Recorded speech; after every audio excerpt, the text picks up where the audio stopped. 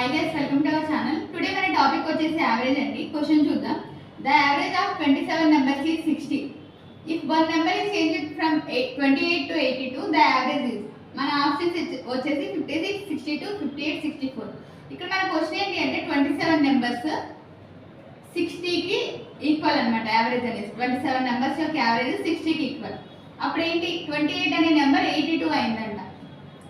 28 అనే నెంబర్ 82 అయితే ఇప్పుడు మనకి డిఫరెన్స్ ఎంత వస్తుంది? 54 వస్తుంది. ఈ రెండింటి మధ్య డిఫరెన్స్. దీనికి మనం యావరేజ్ ఎంత అనేది కనుక్కోవాలి. ఈ 54 అనేది 27 నెంబర్స్ ఇచ్చారు కాబట్టి 27తో డివైడ్ చేసుకోవాలి. ఎంత వస్తుంది? 2 వస్తుంది. ఇప్పుడు ఈ 2 అనేది మనం ఇచ్చిన 27 నెంబర్స్ యావరేజ్ ఏదైతే 60 ఉందో ఆ 60కి ఈ 2 అనేది మనం యాడ్ చేసుకోవాలి. అంటే 62. 62 అనేది పెరిగిన యావరేజ్ యొక్క answer. 62 is our right answer. మన సెకండ్ క్వశ్చన్ చూద్దామండి. The average of consecutive numbers is 28.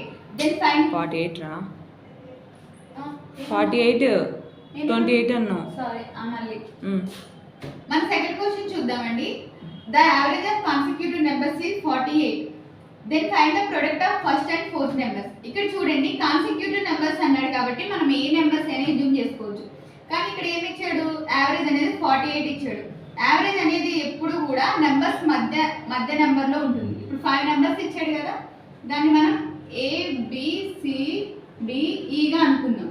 Average అనేది 48 ఇచ్చాడు. యావరేజ్ అనేది ఎప్పుడు మధ్యలోనే ఉంటుంది. కాన్సిక్యూటివ్ నెంబర్స్ అని చెప్పాడు కదా, 47, 46, 49, 50. మన క్వశ్చన్ ఏమి అడిగాడు? Product of first and fourth numbers అంటే ఏ అండ్ డి, ఈ రెండింటి నెంబర్స్ యొక్క ప్రొడక్ట్ అనేది కనుక్కోవాలి. అంటే 46 ఇంటూ 49 ఏమొస్తుంది ఆన్సర్? మల్టిప్లై చేస్తే 2254. 2254 is our right answer.